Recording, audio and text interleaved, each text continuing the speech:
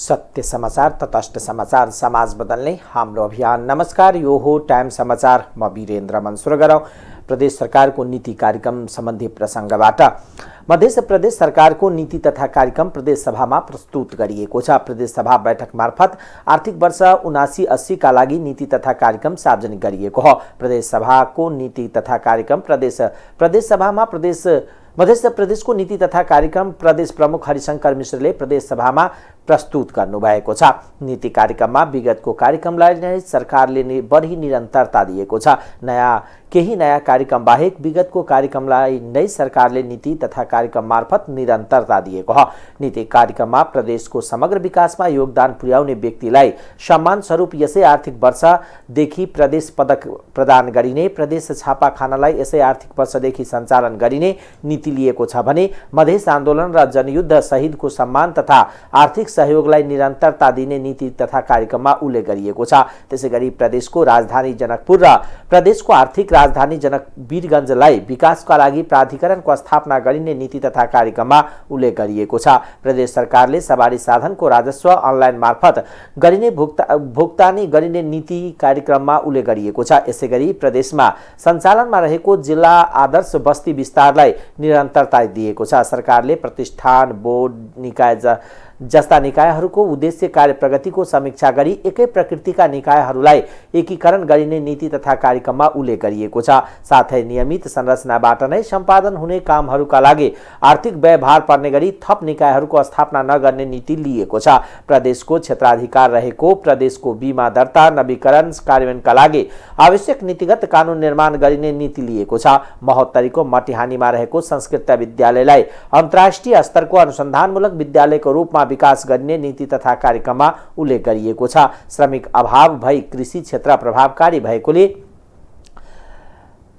विकल्पको रूपमा यान्त्रिकरण बढावा दिने नीति लिएको छ। असन्तुलित रासायनिक मलको प्रयोग न्यूनीकरण गर्न, प्रारङ्गिक मलको उपयोग बढाएर माटोको उर्वरा शक्ति कायम राख्न प्रारङ्गिक खेतीलाई प्रोत्साहन गरिने नीति तथा कार्यक्रममा उल्लेख गरिएको छ।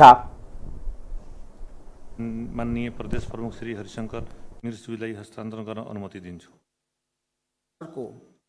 प्रथम पञ्चवर्षीय योजनाको आगामी वर्ष मध्यावधि समीक्षा गर्नेछ। प्रदेश सरकारको स्थापना पश्चात 4वटा नीति तथा कार्यक्रम प्रस्तुत भइसकेको सन्दर्भमा विगतका नीति तथा कार्यक्रमहरूको समीक्षा गर्दै आगामी वर्षभित्र कार्यान्वयन गर्न सक्ने र ठोस नतिजा प्राप्त हुन कार्यक्रमहरूको तर्जुमा गरी कार्यान्वयन गर्न जोड दिनेछ। कोभिड-19 महामारीले अर्थतन्त्रमा पारेको नकारात्मक प्रभावबाट मुक्त हुन नपाउँदा अन्तर्राष्ट्रिय स्तरमा उत्पन्न भए भू-राजनीतिक सङ्कटले नेपालको अर्थतन्त्रमा नकारात्मक असर पारेको कठिन परिस्थितिमा समेत प्रस्तुत नीति तथा कार्यक्रमले उक्त अवसरलाई न्यून गरी गैर बजेटरी खर्च न्यूनीकरण गर्नेको साथ अबन्डा रकम कानुनले अनिवार्य गरेको बाहेक राख्ने पाइने छैन। आयोजनाहरूलाई प्रादेशिक आयोजना बैंकमा अनिवार्य रूपमा प्रविष्टि गरी प्रादेशिक आवश्यकता, क्षेत्रगत सन्तुलन एवं समन्वयिकताको सिद्धान्त अनुरूप बजेट विनियोजन गरी अपेक्षित प्रतिफल हासिल गर्नेछ। प्रदेश आयोजना बैंकमा पाएकाहरूको पहुँच बढाउने, स्थानीय तहहरूको विकासमा महत्त्वपूर्ण योगदान दिन सक्ने योजनाहरू समावेश गरी स्रोत र साधनले भ्याएसम्म स्थानीय तहहरूको समन्वय र सहकारमा प्रादेशिक योजना सञ्चालन गर्नेछ। सम्भावना विकास तथा प्रवर्धनका लागि गुरु योजना तयार गर्नेछ। जैविक विविधताको संरक्षण, संवर्धन, दिगो व्यवस्थापन एवं उपयोगको लागि आवश्यक रणनीतिहरू तयार गरी कार्यक्रम सञ्चालन गर्नेछ, प्रोत्साहित गर्नेछ। कृषि सिँचाइ परियोजनाको लागि नेपाल विद्युत प्राधिकरणसँग समन्वयमा कृषि विद्युतीकरण गर्ने पहल गर्नेछ र जडान गरिएका सिँचाइ मिटरको शुल्कमा 25% अनुदान दिने व्यवस्था गर्नेछ। कृषि तथा पशु सेवा बीमा नमुनाको रूपमा केही स्थानीय तहमा लागू गर्नेछ र सोको प्रतिफलको आधारमा क्रमशः विस्तार गर्ने नीति अवलम्बन गर्नेछ। कृषिलाई प्रवर्धन गर्ने सिंचाइमा लगानी किसानको खुसियाली नारालाई सार्थक बनाओस् तथा सिंचाई, मझौला सिंचाई प्रणाली तथा भूमिगत सिंचाई प्रणालीलाई अझ सघनताको साथ अगाडि बढाइनेछ। प्रदेश का सप्तरी, सिराहा, धनुषा, महोत्तरी, सर्लाही र धनुषामा जिल्लालाई आपको सुपर जोनको रूपमा तथा धनुषाको ढल्केभर सर्लाहीका लालबन्दी सहित बागमतीसम्मको क्षेत्रलाई गोलभेडा सुपर जोनको रूपमा विकास गरिने जनाइएको छ। रामायण सर्किट अन्तर्गत जनकपुर र अयोध्यालाई जोड्ने क्रममा राम जानकीको पदचिन्ह भएका प्रमुख ठाउँहरूलाई धार्मिक आध्यात्मिक स्थलको रूपमा विकास गर्न संघीय सरकारसँग सहकारी गर्ने प्रदेशको धार्मिक पर्यटनलाई व्यावसायिक बनाउन जनकपुर धाममा त्रेतायुग स्मरण गराउने गरी रामायण तथा मिथिला सांस्कृतिक झल्किने गरी जानकी मन्दिर र राम मन्दिरसँगको वैवाहिक मणिमण्डपलाई सौन्दर्यकरण गर्न नीति तथा कार्यक्रममा लिएको छ। त्यसैगरी बेटी बचाओ बेटी पढाओ अभियानलाई निरन्तरता दिनुको साथै निम्न आय भएका परिवारमा जन्मिने छोरीका लागि विशेष छात्रवृत्ति प्रदान गरिने नीति प्रदेश सरकारले लिएको छ। प्रदेश सरकारले मुख्यमन्त्री स्वच्छता अभियानलाई पनि निरन्तरता दिने भएको छ। नेपालमा थप 13 जनामा कोरोना भाइरस संक्रमणको पुष्टि भएको छ। पीसीआर र एन्टिजेन गरी 2634 जनाको नमुना परीक्षण गर्दा 13 जनामा संक्रमण देखिएको स्वास्थ्य तथा जनसङ्ख्या मन्त्रालयले जनाएको छ। यही अवधिमा 9 जना निको भएसँगै अब नेपालमा 110 जना कोरोनाका सक्रिय संक्रमित रहेका छन्। 24 घण्टामा कोरोनाका कारण कसैको पनि ज्यान गएको छैन। 24 घण्टामा 11973 जनाले कोरोना विरुद्धको खोप लगाएको विवरण प्राप्त भएको मन्त्रालयले जनाएको छ। रूपन्देहीको रोहणी गाउँपालिकामा भएको बस दुर्घटनामा मृत्यु हुने 9 जना मध्ये 6 जनाको शनाखत भएको छ। 33 जना सवार लु 2 ख 3841 नम्बरको बस आइतबार बिहान रोहणी पुलबाट नदीमा खस्दा मृत्यु हुने 6 जनाको पहिचान खुलेको छ भने 3 जनाको अझ शनाखत नभएको जिल्ला प्रहरी कार्यालयले जनाएको छ। दुर्घटनामा 24 जना घाइते भएका छन्। दुर्घटनामा मृत्यु हुनेमा रूपन्देहीको अमसतिया गाउँपालिका 4 का 65 वर्षीय राजेन्द्र पाण्डे, तिलोत्तमा नगरपालिका 8 के 37 वर्षीय तुलसी बस्याल, तिलोत्तमा 2 योगी कुटीका 65 वर्षीय विष्णु पौडेल, रौतहट चन्द्रनिगाहपुरका 20 वर्षीय दिनेश दास रहेका छन्। त्यस्तै रूपन्देहीकै बुटबल उपमहानगरपालिका 11 कालिका नगरका 48 वर्षीय कृष्ण प्रसाद बस्याल, भारतका 40 वर्षीय अरविन्द्र शर्मा छन्। परिचय नखुलेका 3 पुरुष 30 देखि 45 वर्षसम्मको देखिने जिल्ला प्रहरी कार्यालय रूपन्देहीका प्रवक्ता नवरत्न पौडेलले बताउनुभयो। रोहिणी गाउँपालिका वार्ड नम्बर 3 स्थित त्यो 3 र 4 को चाहिँ रोहिणी पुलबाट बिचमा बिच भागबाट तल रोहिणी नदीमा खस्न जाँदाखेरि अन्दाजी 32 जना जति घाइते भएको र तत्काल घाइतेहरूलाई चाहिँ रेस्क्यु गरी उपचारको लागि मेडिकल कलेज भैरवा पठाइएको। अन्य त्यो सामग्रीहरू उनीहरूका के छन् त्यो सुरक्षित साथ राखिएको। गाडी नम्बर यो लु 2 ख 3841 नम्बरको गाडी। घाइतेहरूको भैरवा स्थित भीम अस्पताल र युनिभर्सल मेडिकल कलेजमा उपचार भइरहेको छ। विश्व वातावरण दिवस विभिन्न कार्यक्रम गरी मनाइएको छ। हरेक वर्ष जुन 5 तारिकमा विश्व वातावरण दिवस मनाउने गरिन्छ। यस वर्षको दिवसको नारा केवल एउटा पृथ्वी रहेको छ। वातावरण प्रति विश्वमा सचेतना जगाउने उद्देश्य अनुसार संयुक्त राष्ट्र संघको आह्वानमा सन् 1973 देखि यो दिवस मनाउन थालिएको हो। यसैबीच राष्ट्रपति विद्यादेवी भण्डारीले विश्व वातावरण दिवसका अवसरमा शुभकामना व्यक्त गर्दै 50 वर्ष अघिदेखि मनाउन थालिएको दिवसको सान्दर्भिकता हरेक वर्ष बढ्दै गएको बताउनु भएको छ। प्राकृतिक स्वाभाविक सन्तुलनमाथि नकारात्मक दबाव उत्पन्न गर्ने मानवीय क्रियाकलापका कारण पृथ्वीको पारिस्थितिक प्रणाली, वर्षा चक्र र जलवायु सन्तुलनमा अस्वाभाविक परिवर्तन आउन थालेको वैज्ञानिक प्रमाण उपलब्ध भएसँगै वातावरण दिवस प्रति संवेदनशीलता वृद्धि भएको सन्देशमा उल्लेख गरिएको छ। यसैगरी प्रधानमन्त्री शेरबहादुर देउवाले वातावरण प्रदूषणले पृथ्वीको तापक्रम बढ्न गई, जलवायु परिवर्तन हुँदा संसारभर हिउँ पग्लिने, हिमताल फुट्ने, बाढी पहिरो जाने, बस्ती डुबानमा पर्ने जस्ता समस्या सिर्जना भएको बताउनुभयो। विश्व वातावरण दिवसका अवसरमा शुभकामना सन्देश दिँदै उहाँले जलवायु परिवर्तनले जैविक विविधतामा ह्रास, कृषि प्रणाली र बाली नालीमा विशृङ्खलता, नयाँ रोग व्याधिको उत्पत्ति, वर्षा र तापक्रममा गडबडी तथा प्राकृतिक विपदबाट जनधनको क्षति जस्ता असर बढेको बताउनु भएको छ। ज्येष्ठ शुक्ल पक्ष कुमार खष्टी अर्थात् नेवार समुदायले वर्षभर मनाउने मध्येको अन्तिम पर्वको रूपमा धुमधामका साथ सिथी नख पर्व मनाएका छन्। यो पर्व नेवार समुदायमा विशेष महत्त्व राख्ने गर्दछ। यो पर्वसँगै वर्षा सुरु हुने र किसानको वर्षको महत्त्वपूर्ण कार्य सियाज्या धान रोपाई सुरु हुने भएकोले यस चाडलाई अन्तिम चाडको रूपमा मनाइने गरिएको हो। भगवान कुमारको जन्मदिन समेत भएकोले यस दिन नेवार समुदाय कुमार पूजा गरी मास, मुगी, केराउ लगायतका दलहनबाट बनेका विशेष प्रकारका पकवान बारा खाने प्रचलन रहेको छ। यस वर्ष घरमा भर्खर भित्रिएको नयाँ गहुँको म्याछेउ गढी भुटेको गहुँको पिठोमा चिनी मिसाएर मुठी पारी बनाई विशेष खालको रोटी समेत खाने गरिन्छ। साथै चटमाडी, पापड, गहुँको मालपुवा लगायतको पकवान खाने चलन रहँदै आएको छ।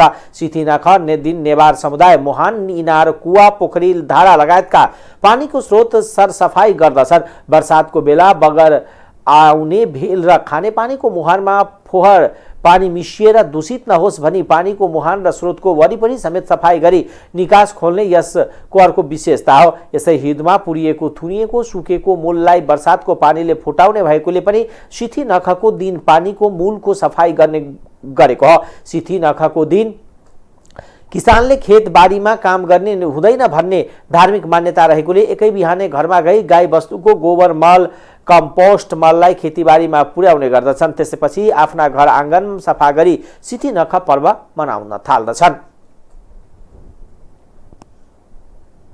नेवार समुदायमा यो पानीको मुहानहरू जाजा छन्, जस्तै इनार, कुवा, पँडेरी हरेकलाई चाहिँ त्यो आज सफा गरेर हाम्रो नेवार पूरा सिक्किममा बसोबास गर्नु।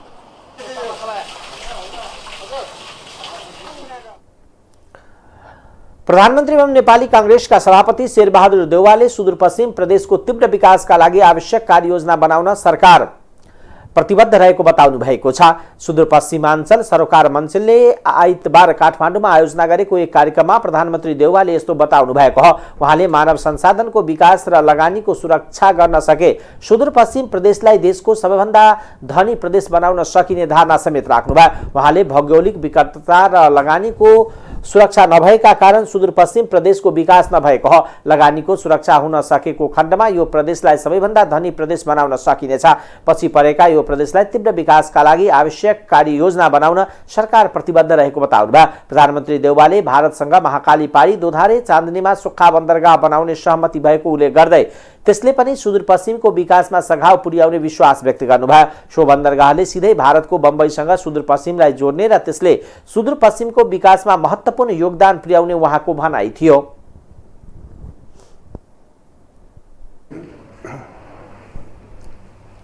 वास्तवमा सुदूरपश्चिम विकासका सम्भावना धेरै छन्। पहिलोपटक डोटी उचापोटबाट एसएससी पास गरेपछि काठमाडौँ जानु भनिरहेको हो। धनगढीसम्म पहिले लाग्यो, त्यहाँबाट धनगढीबाट रेल चलेर लखनऊबाट गुवाहाटी, लखनऊ रेल चलेर हामी चाहिँ मुजफ्फरपुरमा जिल्लामा जाने बाटो बनेको छ, गाउँठाउँमै अब जाने बाटो बनेको छ। त्यस्तो अवस्था विकास धेरै भएका छन्। तर त्यहाँको गरिबी अझै पनि हटेको छैन। हाम्रा सारा सुदूरपश्चिमको सबभन्दा धनी बन्न सक्दछ। सुदूरपश्चिम प्रदेश मानव विकासको सूचकाङ्कमा अगाडि आउनुपर्ने आवश्यकता छ। यसका लागि सबैले आफ्नो ठाउँबाट सम्बन्धित सहकार्य गर्न जरुरी छ। तीन विशेषज्ञहरूको कार्य दोहोरा चाँदनीमा डाइपोर्ट भएको खण्डमा त्यहाँ सिधै हामी चाहिँ नि सुदूरपश्चिम कनेक्ट हुनेछ। बम्बईसित कनेक्ट भएको खण्डमा सिधै चाहिँ नि बम्बईबाट सिधै चाहिँ नि माल सामान ल्याउन सकिनेछ, छोटो हुनेछ। त्यसले अझ बढी विकासमा पनि हाम्रो ठुलो योगदान मिल्ने विश्वास लिएको छु मैले। त्यस्तै अरू कुराहरू छन्। सुदूरपश्चिमको विकास सम्भावना धेरै बढी छन्। तर अझै पनि चाहिँ नि विकटताको कारणले अझै पनि त्यहाँ चाहिँ नि लगानीकर्ताहरूले अझै पनि आफूलाई चाहिँ नि त्यहाँ चाहिँ सुरक्षित मानेका छैनन्। त्यस कारण लगानीकर्तालाई पनि सुरक्षाको व्यवस्था दियो भनेदेखि लागि विदेशी स्वदेशी सबै लगानीकर्ताहरू आएर हाम्रो सुदूरपश्चिममा सबभन्दा बढी धनी प्रदेश हुन सक्ने प्रदेश छ। त्यसैले यसको चाहिँ मलाई विश्वास छ।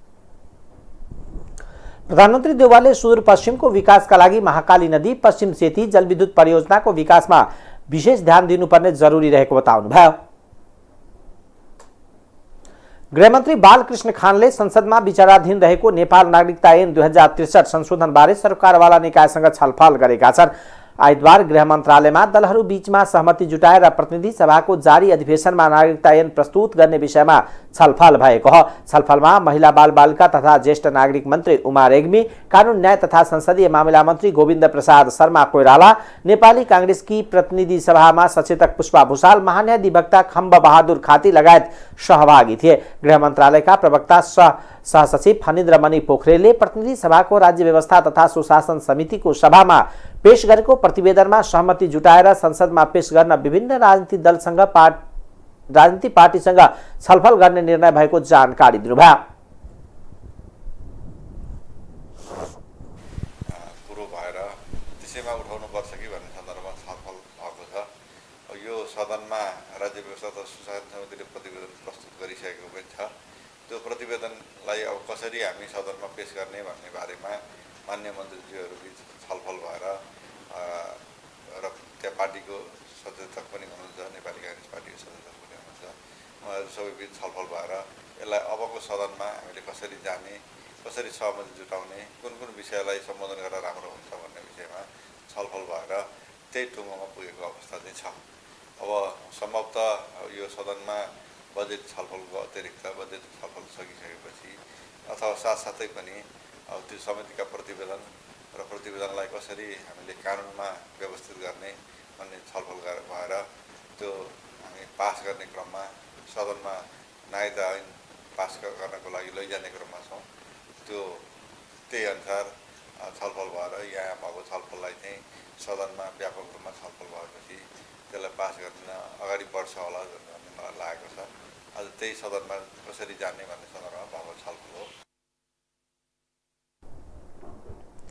नागरिकता ऐनमा वैवाहिक अंगीकृत जन्मसिद्ध नागरिकताका सन्तानलाई दिने नागरिकता, गैर आवासीय नागरिकलाई दिने नागरिकता, आमाको नाममा नागरिकता दिने लगायतका विषयमा सहमति जुट्न सकेको छैन। सरकारले भने प्रतिनिधि सभाको यही अधिवेशनमा नागरिकता ऐन पेश गर्ने तयारी गरेको छ। नेकपा एकीकृत समाजवादीको सचिवालय बैठकमा पार्टीबाट सरकारमा सहभागी मन्त्री हेरफेर गर्ने विषयमा छलफल भएको छ। शनिबारदेखि चलिरहेको बैठकमा आइतबार यस विषयले प्रवेश पाएको हो। पार्टी उपमहासचिव गंगालाल तुलाधरले सरकारले आफ्नो पार्टीबाट सहभागी मन्त्री परिवर्तनबारे छलफल भएको भन्दै त्यसको जिम्मा शीर्ष नेतालाई दिएको जानकारी दिनुभयो। मन्त्रीहरूलाई 6 महिना भनेर पठाएको र त्योभन्दा बढी भएकोले शीर्ष नेताहरू उहाँहरूसँग बसेर छलफल गरी निर्णय लिने उहाँले बताउनुभयो। अहिले संघीय सरकारमा नेकपा यसबाट 5 मन्त्री र 1 राज्य मन्त्री सहभागी छन्। वाम गठबन्धनको विषयमा भने कुनै चर्चा नभएको तुलाधरले जानकारी दिनुभयो। नेकपा एकीकृत समाजवादीले पार्टीका तर्फबाट सरकारमा सहभागी मन्त्रीहरूलाई फिर्ता बोलाएर नयाँ नाम सिफारिस गरेको छ।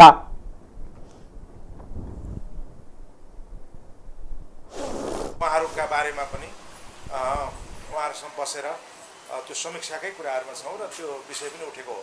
शीर्ष नेताहरूको बिचमा समझदारी भएर अथवा चाहिँ उहाँहरूले नै त्यो कुराहरू कति गर्न उपयुक्त ठान्नुहुन्छ उहाँहरूले नै गर्नुहुन्छ। खास गरिकन अध्यक्ष कमरेडले गर्नुहुन्छ। पार्टी सरकारमा सामेल हुँदाखेरि पार्टीको तर्फबाट उहाँहरू सामेल हुनुभएको हो। पार्टीले आवश्यकता ठानुन्जेलसम्म उहाँहरू मन्त्रीका रूपमा रहनुहुन्छ।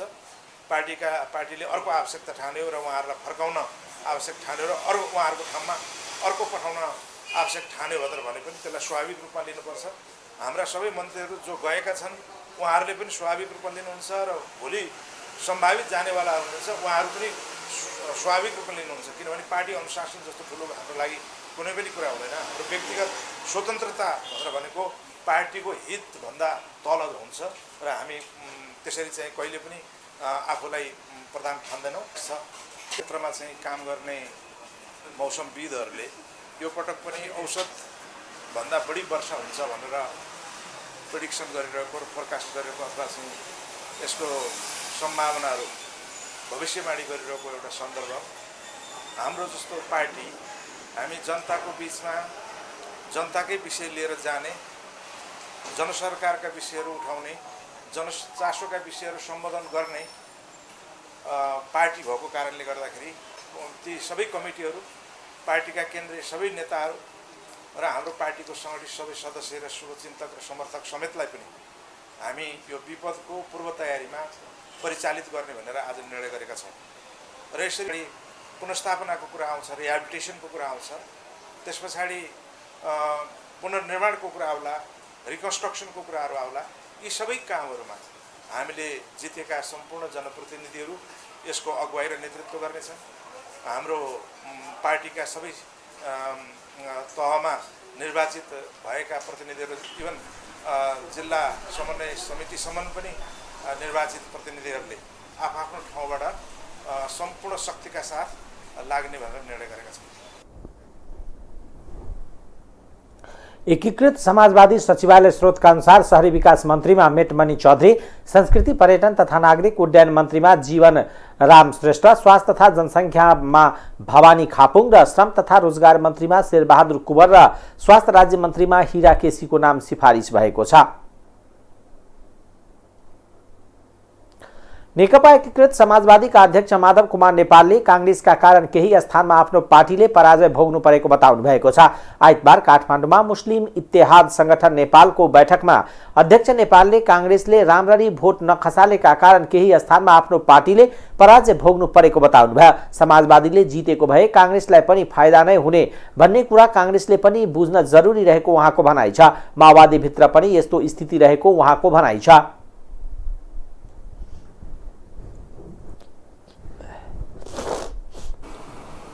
तर कांग्रेसले राम्रो ढङ्गले भोट नखसालेको हुनाले हामी जित्न सक्यौँ।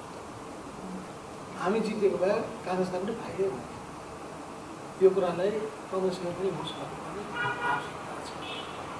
अब माओवादीभित्र पनि त्यस्तै स्थिति छ। त्यहाँ त्यो ठाउँमा राम्रो ढङ्गले बुद्धि पुर्याएको भए दुईटैलाई फाइदा हुने थियो भन्ने कुराहरू पनि सोच्न थालेका छन्। कांग्रेसले राम्रो ढंगले भोट नखसालेको भएर हाम्रो कतिपय साथीहरू जित्न सकेन उहाँले भन्नुभयो। हामी जितेको भए कांग्रेसलाई पनि फाइदा हुन्थ्यो। माओवादी भित्र पनि परिस्थिति यस्तै रहेको समेत बताउनुभयो। नेपाल विद्युत प्राधिकरणको स्वामित्वमा रहेको 144 मेगावाट क्षमताको कालीगण्डकी ए विद्युत गृहबाट उत्पादित विद्युत भारतमा निर्यात सुरु भएको छ।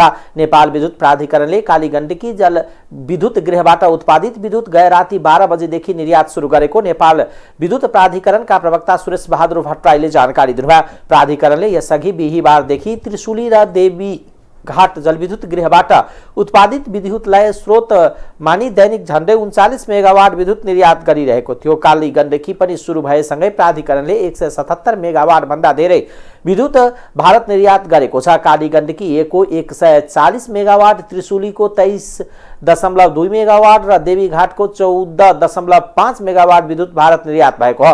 वर्षातसँगै नदी नालामा पानी बहाव बढेर जल विद्युत गृहहरू पूर्ण क्षमतामा चल्न थालेपछि आन्तरिक रूपमा खपत गरी बाँकी रहेका विद्युतलाई प्राधिकरणले भारत निर्यात गरेको हो। प्राधिकरणका कार्यकारी निर्देशक कुलमान घिसिङले गए रातिदेखि निर्यात भएको विद्युतको औसत बिक्री मूल्य प्रति युनिट 7.18 भारू अर्थात् 11 रुपैयाँ 48 पैसा रहेको जानकारी दिनुभयो। भारतीय ऊर्जा एक्सचेन्जमा 44 घण्टालाई 15-15 मिनटको 96 वटा ब्लकमा विभाजन गरी बजारले तय गरेको प्रतिस्पर्धी दरमा विद्युतको कारोबार गरिन्छ।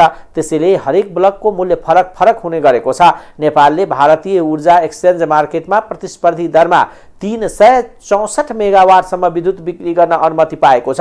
केही समय अघि भारतबाट बिजुली नपाएर औद्योगिक ग्राहकको लाइन काटेको प्राधिकरण अहिले फेरि भारतलाई बिजुली बेच्न थालेको हो। वर्षायाममा नेपालको बिजुली खपत नभए खेर जाने अवस्था भए पनि हिउँदमा भने भारतबाटै आयात गर्नुपर्ने अवस्था छ। अब आर्थिक समाचार।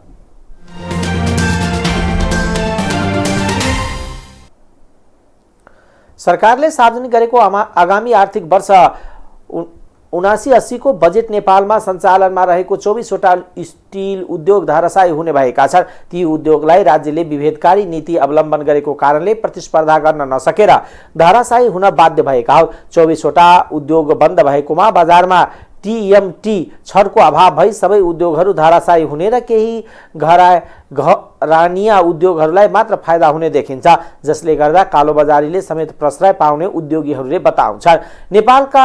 नेपालका ठूला आयोजनाहरूलाई चाहिने गुणस्तरीय फलामे छडको अभाव उनीहरूले बताइरहेका छन्। केही घरानालाई मात्र सहुलियत दिएर राज्य सञ्चालनहरूले स्टिल तथा रड उद्योगलाई ध्वस्त बनाउन लागि परेको सागटोर स्टिलका प्रबन्धक तथा नेपाल स्टिल तथा रोलिङ मिल एसोसिएसनका वरिष्ठ उपाध्यक्ष किरण साखले बताउनुभयो। उहाँले मूल्यमा फरक भएपछि गुणस्तरीयमा पनि असर गर्छ। मान्छेले गुणस्तर रोज्छ, तर धेरै मूल्यमा फरक पर्न गयो भने गुणस्तरीयता भन्दा भाव नै हेर्छ। त्यसैले अहिले कुरा छ भने 30 देखि 40 रुपैयाँ प्रति केजी फरक पर्यो भने मानिसले घर बनाउँदा धेरै कम लाग्न सोच्छ र सस्तो खोज्छ। त्यसैले गर्दा स्वतः गुणस्तर पनि डाउन हुने भयो, अर्थात् उद्योग पनि बन्द गर्नुपर्ने अवस्था पुग्छन्। सरकारले काखी च्यापेर उनीहरूलाई लागि मात्र केन्द्रित नीति बनाइरहेको छ।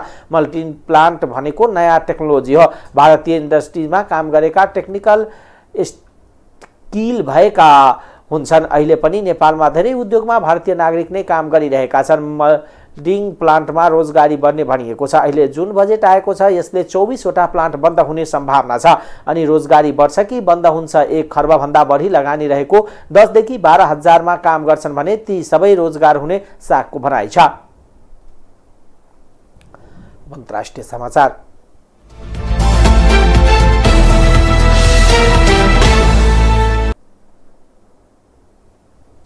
भारतको उत्तर प्रदेश स्थित हारपुरमा रासायनिक कारखानामा विस्फोट भएको छ।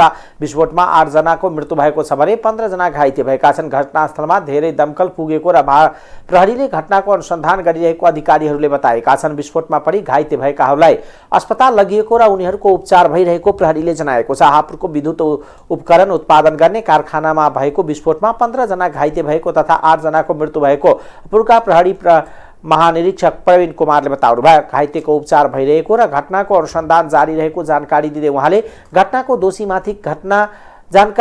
दोषीमाथि कारबाही हुने प्रतिबद्धता व्यक्त गर्नुभयो। यसैबीच सडक यातायात तथा राजमार्ग तथा नागरिक उड्डयन राज्य मन्त्री विजय कुमार सिंहले घटनामा ज्यान गुमाउनेका परिवारजनप्रति संवेदना व्यक्त गर्नुभएको छ। बंगलादेशको एक डिपोमा विस्फोट हुँदा 16 जनाको मृत्यु हुनुको साथै सयौं घाइते भएको अधिकारीहरूले बताएका छन्। दक्षिणी शहर सीताकुण्डमा कन्टेनरहरूको भण्डारमा सल्किएको आगो निभाउन अग्नि नियन्त्रकहरू बोलाइएपछि विस्फोट भएको थियो। घाइते मध्ये 20 जनाको अवस्था गम्भीर रहेको र उनीहरूको शरीरको 60 देखि 80% भाग जलेको, घाइतेहरूको उपचार भइरहेको अस्पतालका एक चिकित्सकलाई उद्धृत गर्दै समाचार संस्था एपीएफले जनाएको छ। आगलागीको कारण खुल्न सकेको छैन। स्थानीय सञ्चार माध्यमले भण्डारणमा प्रयोग भएको केही कन्टेनरहरूमा रासायनिक पदार्थ राखिएको हुन सक्ने विवरणहरू प्रकाशित गरेका छन्। विस्फोटका कारण आसपासका धेरै घरहरूमा झ्यालमा सिसा फुटेको र 4 किलोमिटर टाढासम्म कम्पन महसुस भएको स्थानीय सञ्चार माध्यम पोर्ट होमालो जनाएको छ। घटना भएको शहर देशको दोस्रो ठूलो शहर चटगाउँबाट 40 किलोमिटरको दूरीमा पर्छ। शहरको एउटा अस्पताल घाइतेहरूले भरिएको छ। स्थानीय सञ्चार माध्यमहरूका अनुसार घाइते हुनेहरूमा डिपोका कामदार, अग्नि नियन्त्रक र प्रहरी छन्। विस्फोटका कारण आसपासका धेरै घरहरूमा झ्यालमा सिसा फुटेको र 4 किलोमिटर टाढासम्म कम्पन महसुस भएको स्थानीय सञ्चार माध्यम पोर्ट होमाले जनाएको छ। घटना भएका शहर देशको दोस्रो ठूलो शहर चटगाउँबाट 40 किलोमिटर दूरी पर्दछ। शहरको एउटा अस्पताल घाइतेहरूले भरिएको छ। स्थानीय सञ्चार माध्यमहरूका अनुसार घाइते हुनेहरूमा डिपोका कामदार, अग्नि नियन्त्रक र प्रहरी छन्। अब खेलकुद समाचार।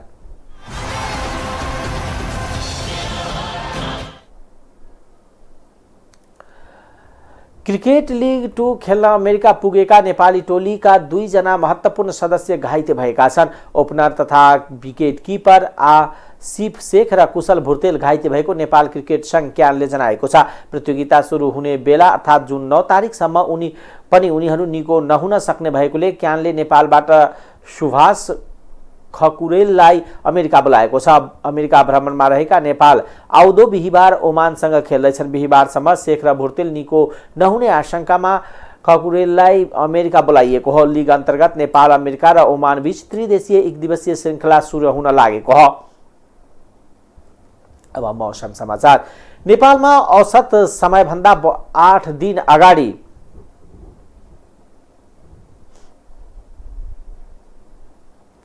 नै मनसुन प्रवेश गरेको छ। सामान्यतः जुन 13 तारिकमा लाई मनसुन भित्रिने समय मानिन्छन्। गएको वर्ष पनि औसतभन्दा अगाडि नै मनसुन नेपाल प्रवेश गरेको थियो, तर यसपटक भने पोहर भन्दा पनि 5 दिन अगाडि नेपालमा मनसुन भित्रिएको हो।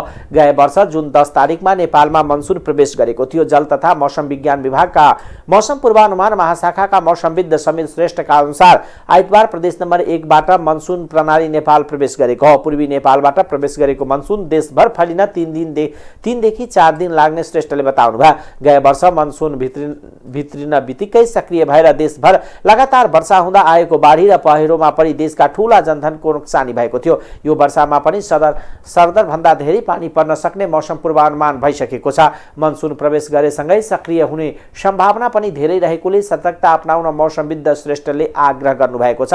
मनसुन बाहिरिने समय भने अक्टोबर 2 तारिक हो। नेपालमा वार्षिक वर्षाको झन्डै 80% वर्षा मनसुनको समयमा हुने गर्दछ।